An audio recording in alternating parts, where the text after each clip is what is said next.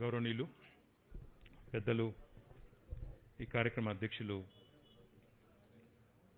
Doctor KV Ramanachari గారు, గౌరవనీయులు పెద్దలు రాష్ట్ర వ్యవసాయ శాఖ మంత్రివర్యులు వ్యవసాయ శాఖ మంత్రులు గౌరవనీయులు వనపర్తి శాసనసభ్యులు సింగిరెడ్డి నిరంజన్ రెడ్డి గారు, గౌరవ రాష్ట్ర టూరిజం మరియు సాంస్కృతిక శాఖల మంత్రివర్యులు పెద్దలు శ్రీనివాస్ గౌడ్ గారు, వేదికపై ఆసీనులైన గౌరవ గద్వాల జిల్లా పరిషత్ అధ్యక్షురాలు సోదరి శ్రీమతి సరిత గారు, గౌరవనీయులు పెద్దలు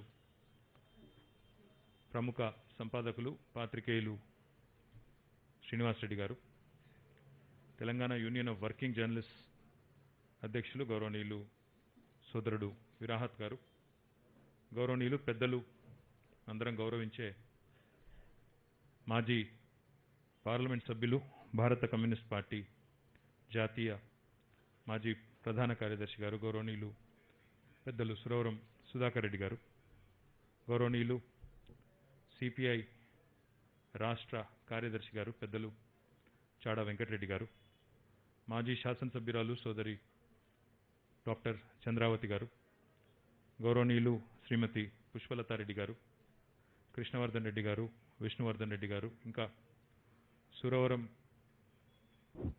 కుటుంబ సభ్యులందరికీ, వేదిక పైన ఉన్న మన్నించాలి ఎస్వి సత్యనారాయణ గారికి, ఇంకా వేదిక ముందున్న సురవరం గారి కుటుంబ సభ్యులకి, వారి అభిమానులకి, కపిల్ గారికి, ఇంకా ఇతర మిత్రులందరికీ పేరు పేరున ముందుగా హృదయపూర్వకమైన నమస్కారాలు.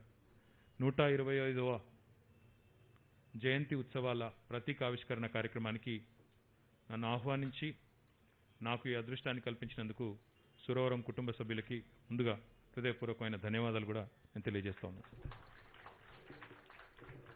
నిజానికి సురవరం ప్రతాప్ రెడ్డి గారి గురించి ఎప్పుడు ఎక్కడ మాట్లాడినా అందరూ మాట్లాడేది, అందరూ చెప్పేది గోల్కొండ గురించి.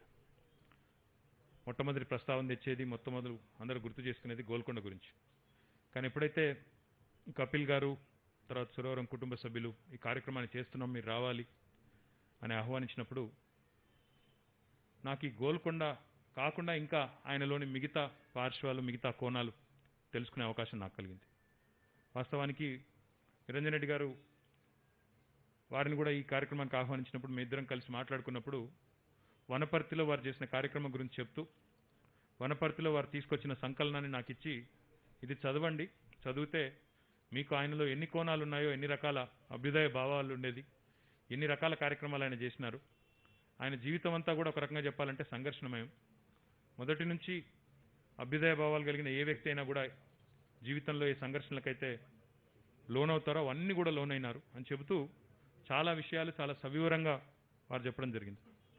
అందుకే ఈరోజు 125 సంవత్సరాల తర్వాత కూడా వారిని గుర్తు చేసుకుంటున్నాం, వారి గురించి మాట్లాడుకుంటున్నాం అంటే అందుకే పెద్దలు ఎప్పుడు చెప్పేది ఎంతకాలం జీవించామన్నది కాదు, ఎలా జీవించామనేది ముఖ్యమని చెప్తారు.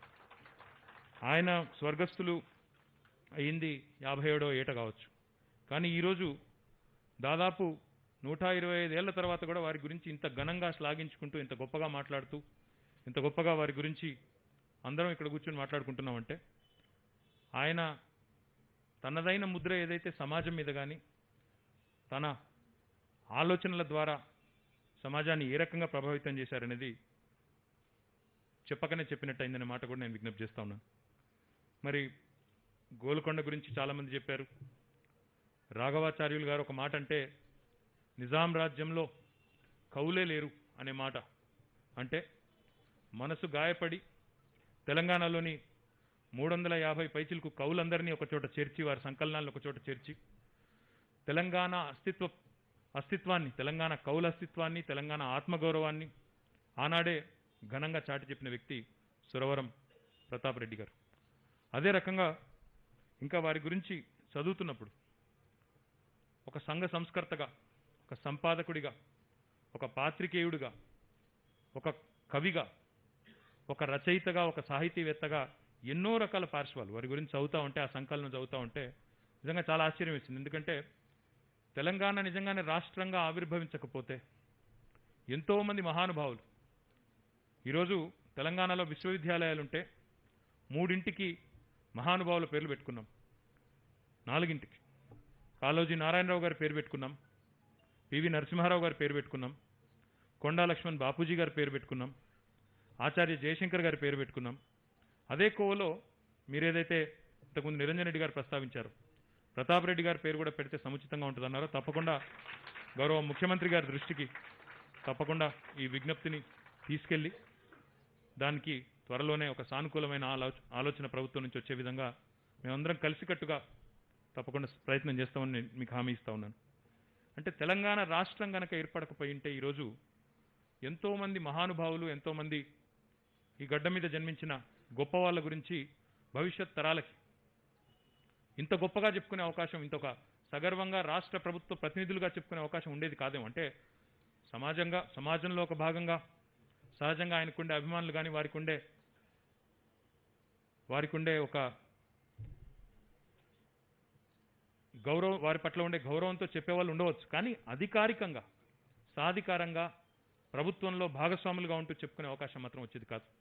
అందుకే తెలంగాణ రాష్ట్ర ఏర్పాటు అనే అంశంలో ఇమిడి ఉన్న ఒక ముఖ్యమైన అంశం గౌరవ ముఖ్యమంత్రి గారు ఎప్పుడు చెప్తా ఉంటారు, కేసీఆర్ గారు, ఇమిడి ఉన్న ఒక ముఖ్యమైన అంశం తెలంగాణ సాంస్కృతిక పునరుజ్జీవనం అని చెప్తా ఉంటారు.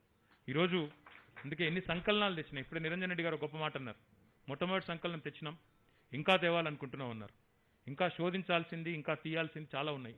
పివి నరసింహారావు గారిది కూడా ఇప్పుడు జరుపుతా ఉన్నాం మనం. 100వ జయంతి ఉత్సవాలు జరుగుతూ ఉన్నాయి. సంవత్సరం పొడుతా వారు కూడా జూన్ 28 నాడు వారిది కూడా జయంతి ఉన్నది. కాబట్టి అదే సమయంలో యాదృచ్ఛికంగా 125వ జయంతి మరి ప్రతాప్ రెడ్డి గారిది మే 28న రావడం అనేది యాదృచ్ఛికంగా కావచ్చు, కానీ నిజంగా ఇద్దరు మహానుభావులను కూడా ఏకకాలంలో స్మరించుకునే ఒక మంచి అవకాశం మనందరికి వచ్చిందని నేను అనుకుంటా ఉన్నాను. మీరు ప్రత్యేకంగా నన్ను మరి నిర్వాహకులు కానీ సురవరం కుటుంబ సభ్యులు కానీ మీరంత హుందాగా ఉన్నారంటే మీరు ప్రత్యేకంగా ఏమీ కోరలేదు, ఏమీ అడగలేదు.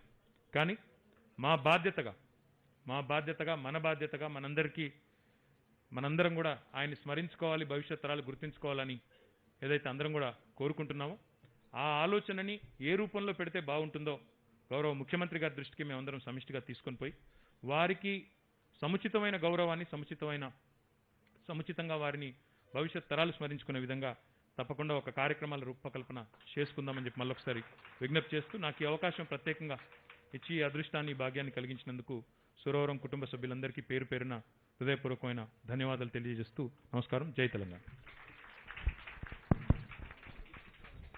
ధన్యవాదాలు సార్.